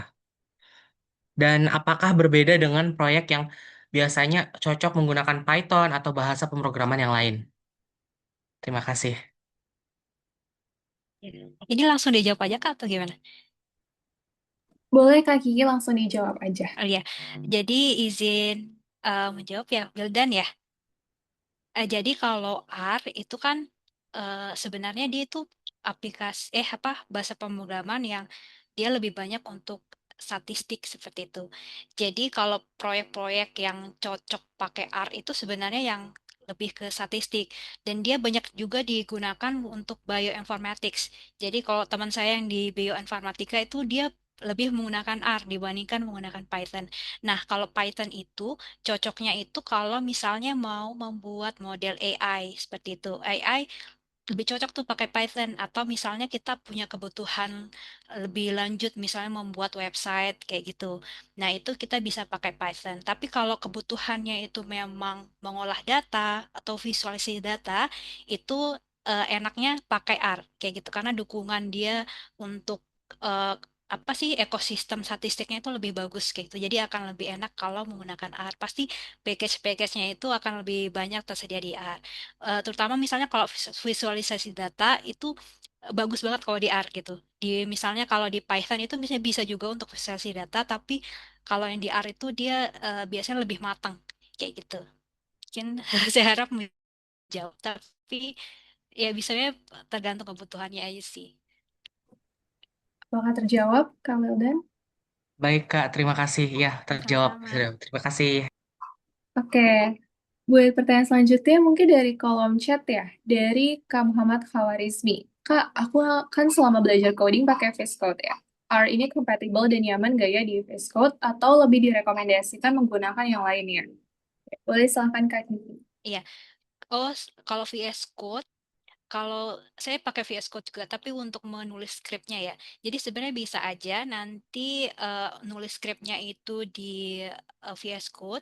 Kemudian nanti misalnya kalau mau dieksekusi nanti bisa di VS Code ada kan terminalnya, bisa di situ. Cuma kalau untuk R, saya memang sarannya lebih pakai RStudio sih. Jadi di situ RStudio itu banyak fitur-fitur yang nanti akan memudahkan kalau untuk menggunakan R. Jadi di situ nanti kita bisa simpan datanya dalam bentuk R data. Kemudian kita bisa buat proyek, misalnya nanti bisa kita menyimpan ada skripnya di situ, ada datanya, kemudian session kita yang sebelumnya yang sudah kita pakai olah, itu akan mudah kalau pakai RStudio kalau dibandingkan misalnya pakai VS Code. Kemudian di RStudio itu dia ada R Markdown juga atau Quarto. Itu tadi saya tidak jelaskan, tapi itu nanti bisa buat seperti kayak tadi Jupyter Notebook tapi di R kayak gitu. Itu banyak fitur-fitur yang nanti akan memudahkan sih kalau R gitu. Jadi kalau untuk R mendingnya pakainya RStudio aja kok dibanding VS Code kayak gitu. Semoga menjawab ya. Ya, semoga menjawab ya. Nah, selanjutnya ada pertanyaan. Oke, sama-sama Kak Warismi. Ada pertanyaan dari Farel Sultan Ataya. Izin bertanya, Kak. Saya kan benar-benar baru mengetahui perihal R ini ya, dan belum mempelajari sama sekali sebelumnya. Ada tips nggak ya? Karena problem saya ada, ini pakai prom yang mana ya? Kayak gitu. Karena emang nggak ada pengalaman. Oke, silakan Oke, Kak Kiki. siap. Jadi sebenarnya kalau coding itu terutama ya R mau pakai Python atau apa tuh jangan dihafal. Intinya jangan dihafal kodenya. Misalnya mau pakai ini itu nggak perlu dihafal karena sudah banyak sebenarnya kalau di internet itu misalnya kalau kita mau analisis apa itu sebenarnya sudah dikasih tahu codingnya seperti apa gitu kodenya. Cuma memang kita perlu pahami nih. Jadi kita perlu pahami tadi misalnya kalau tadi contohnya kayak yang ggplot aja kan agak ribet ya. Jadi kita seenggaknya tahu, oh ternyata kalau misalnya geom point itu ternyata untuk menampilkan plotnya kayak gitu. Tapi kalau nggak perlu kita hafal, misalnya bagaimana kode untuk membuat plot di ggplot kayak gitu. Karena itu sudah banyak sebenarnya di internet untuk kode-kodenya. Tadi di folder tadi sebenarnya sudah saya buat juga. Jadi ada, kalau tadi buka folder yang saya kasih, itu ada folder namanya cheat sheet. Jadi itu dibuka aja, itu nanti isinya itu eh apa sih, sintaks-sintaks yang akan banyak digunakan dalam R kayak gitu. Itu bisa dibuka aja, nanti dilihat misalnya sesuai kebutuhan kayak gitu. Atau misalnya kalau ribet ngelihatnya, itu kita bisa pakai googling aja. Misalnya kalau kebutuhnya itu buat plot, cari aja misalnya untuk kode untuk membuat plot TR. Atau misalnya kalau yang sekarang misalnya pakai ChatGPT, itu udah pintar banget sebenarnya kalau mau buat sintaks kayak gitu. Tapi yang penting itu bukan kita menghafal, tapi seenggaknya kita tahu kodenya itu buat apa kayak gitu. Jadi misal pun kita generate dari AI misalnya, seenggaknya kita tahu, oh ternyata ini buat ini kayak ini kayak gitu. Mungkin kalau pas awal-awal memang kayaknya susah gitu ya, tapi nanti kalau lama-lama sering dipakai, nanti otomatis kayaknya udah ingat sendiri gitu kayak untuk sintaksnya. Mungkin kayak gitu ya. Oke, terima kasih Kak Kiki. Semoga menjawab ya. Oke, syukur terjawab. Nah, terima kasih ya Kak atas pemaparan materi Ya, hari terima ini kasih dan juga banyak. udah menjawab Q&A dari teman-teman partisipan. Sebelumnya aku ingin meminta Kakak mungkin bisa berbagi sedikit kesan selama mengikuti rangkaian acara hari ini atau mungkin ingin menyampaikan pesan untuk para partisipan. Iya, baik, terima kasih atas kesempatan. Terima kasih sudah mengundang saya untuk sharing hari ini. Rasanya senang sekali ya melihat misalnya adik-adik mahasiswa kayak gitu. Apalagi mungkin yang baru pertama kali mendengar R. Semoga dengan mengikuti webinar ini nanti bisa termotivasi gitu untuk belajar lebih lanjut terkait R. Karena fungsinya itu banyak banget dan insya Allah pasti kepakai, terutama kalau mau menganalisis data seperti itu. Jadi mungkin pesan-pesannya selamat belajar. Mungkin terima kasih sudah meluangkan waktunya. Kan katanya lagi libur ya, lagi dari Sabtu. Iya, jadi ya intinya terima kasih aja. Dan mohon maaf misalnya kalau ada salah kata atau saya terlalu cepat menjelaskan. Kayak gitu. Terima kasih ya. Terima kasih kembali juga Kak Kiki. Baik, tidak terasa sesi Q&A-nya sudah berakhir dan juga kita sudah sampai di akhir sesi pemaparan dan tapi acara kita belum berakhir sampai di sini ya. Karena masih ada sesi yang gak kalah seru buat teman-teman partisipan dan mungkin kalian juga menunggu-nunggu. Untuk Kak Kiki, mohon untuk stay tetap di Zoom ya. Selanjutnya kita akan memasuki sesi games. Nah, kepada para partisipan, excited banget gak sih? Tentu saja pada panitia yang bertugas untuk sesi games akan saya serahkan ke Kak Bagas. Persilahkan Kak Bagas untuk memandu jalannya acara games. Oke, terima kasih Kak Yosi udah memberikan kesempatan. Oke, halo semuanya, selamat siang. Gimana nih? Apakah masih pada semangat nggak? Boleh dong kasih reaction tepuk tangan dulu buat pemateri kita, yaitu Kak Kiki hari ini.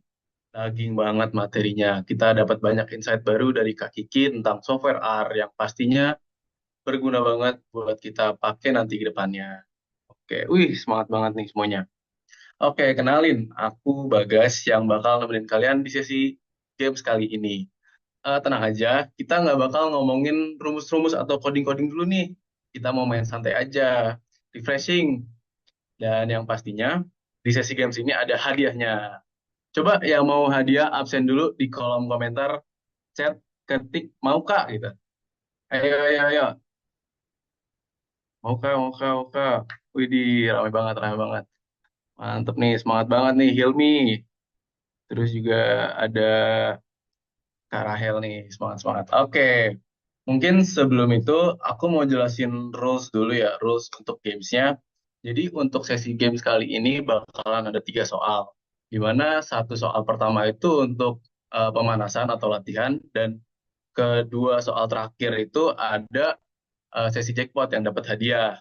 Nah, sebelum kalian ngejawab, aku bakal ngirimin batas suci untuk kalian bisa ngejawab, dan di akhir aku bakal ngirimin batas suci juga untuk kayak terakhir kalian ngejawab. Mungkin kita langsung coba ke latihannya aja kali ya. Oke.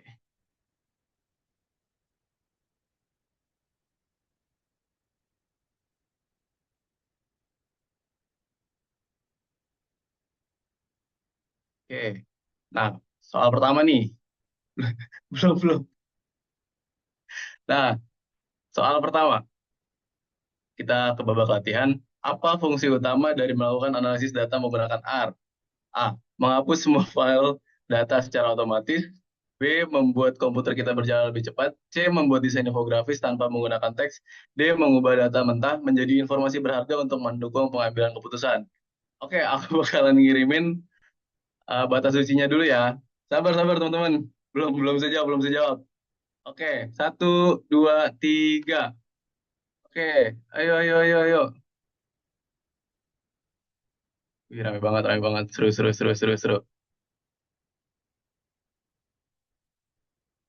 Nah, aku bakal tutup di 1, 2, 3. Oke, mungkin bisa kita lihat jawabannya. Jing, jing, jing, jing, jing, jing. Kira-kira apa? Jawabannya adalah D. Mengubah data mentah menjadi informasi berharga untuk mendukung pengambilan keputusan. Nah, ini berdasarkan dari yang di chat aku, Kak Nisa menang di babak pertama ini. Tapi tenang dulu, di babak pertama ini cuma latihan aja. Nanti di babak kedua baru ada hadiahnya. Sabar ya operator, jangan digeser dulu. Mungkin boleh digeser sekarang. Oke nih,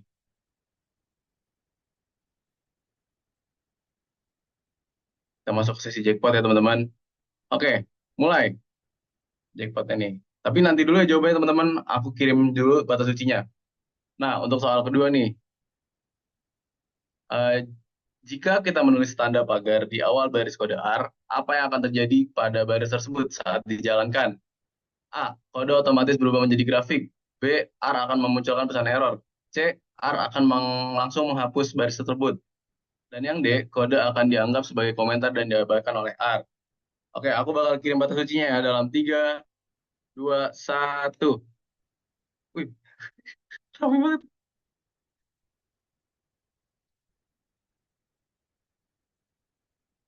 Oke, bakal aku tutup dalam 3, 2, 1. Oke, kira-kira apa ya jawabannya ya? Jing, jing, jing, jing, jing, jing, jing. Jawabannya adalah yang D, kode akan dianggap sebagai komentar dan diabaikan oleh A.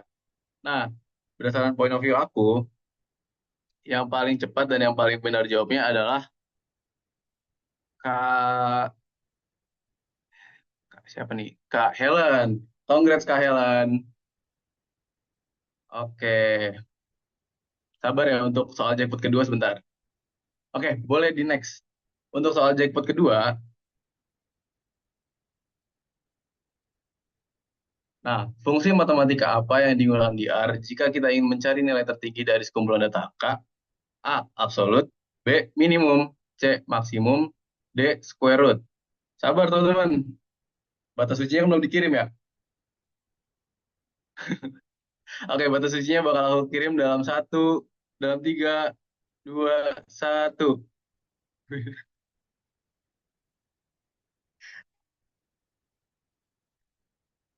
Semangat-semangat banget nih. Oke, ayo aku tutup dalam 3, 2, 1. Oke, mungkin operator boleh dikasih tahu jawabannya. Jing, jing, jing, jing, jing, jing, jing, jing. Jawabannya C,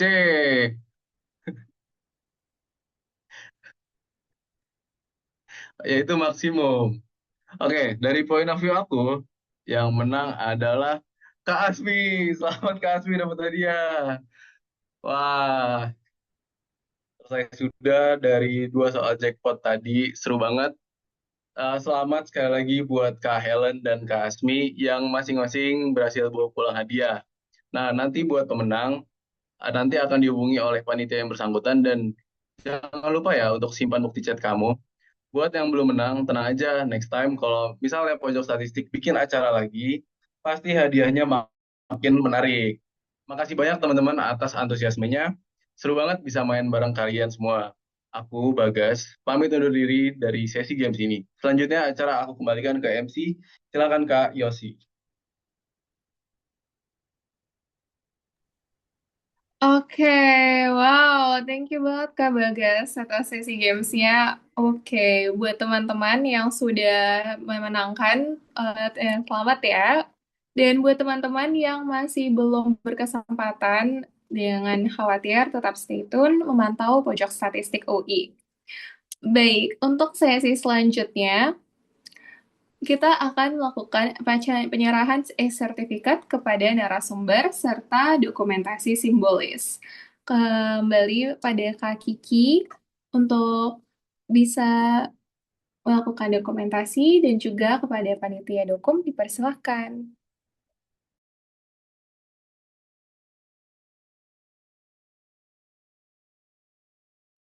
Oke, ini Feby-nya. Oke, sorry.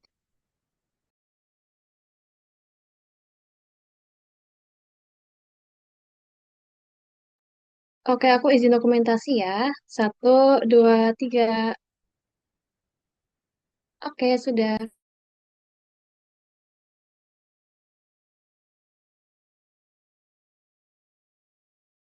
Baik, terima kasih kepada panitia dan juga Kak Kiki sekali lagi atas waktu dan juga materinya hari ini. Sudah memberikan banyak sekali masukan dan juga sebuah insight yang tentu saja bisa diaplikasikan semoga ke depannya. Baik, untuk Kak Kiki jika ada kegiatan bisa dipersilakan untuk live Zoom.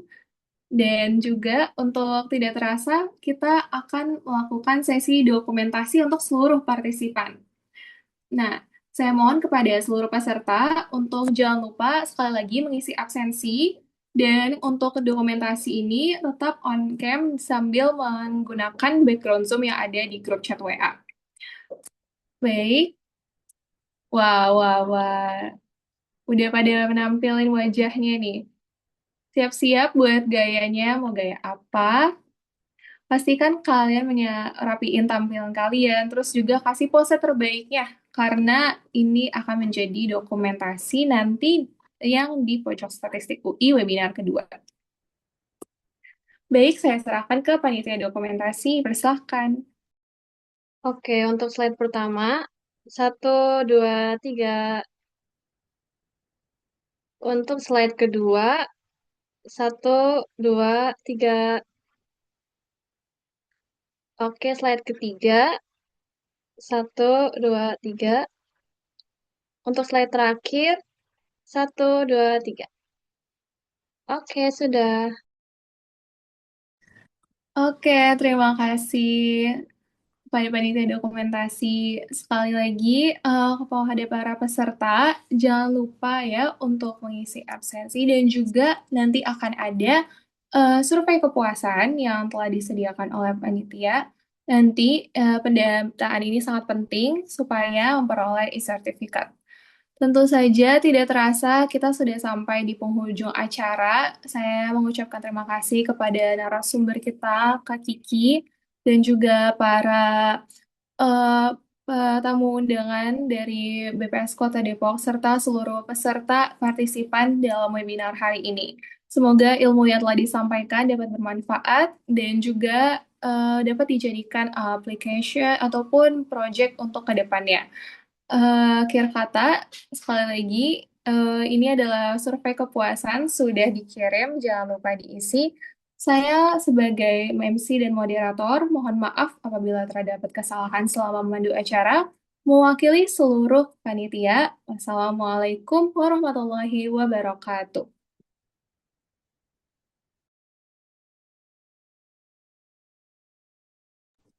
Para peserta diperbolehkan untuk live Zoom ya. Sama-sama.